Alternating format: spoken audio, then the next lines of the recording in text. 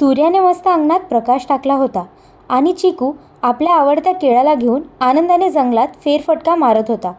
त्याच्या चेहऱ्यावर हसू, हातात केळ. आयुष्य म्हणजे मजाच मजा. पण झाडावर पानं अडून कोणीतरी त्याला बघत होतं. शरारती माकड, ज्याला जंगलात सगळे म्हणायचे केळ्यांचा चोर. चिकू एका दगडावर बसला, हळूच केळ सोलायला लागला. तेवढ्यात माकड्याने वाऱ्यासारखा झेप घेतला आणि केळ उडवून नेले. चिकू आश्चर्यचकित. "ए, ते माझं होतं," तो ओरडला. माकड मात्र झाडावर उड्या मारत, केळ हातात घेऊन नाचत, हसत आणि चिकूला चिडवत. चिकूचा संयम तुटला. "माझं केळ परत कर," असं म्हणत तो त्याच्या मागे धावला. झाडझुडूप, काटेकुटे सगळं पार करत चिकूने झपाझप पाठलाग चालूच ठेवला आणि तेवढ्यात माकडाचा पाय घसरला आणि तो पडला. चिकू आणि माकड दोघेही हसले.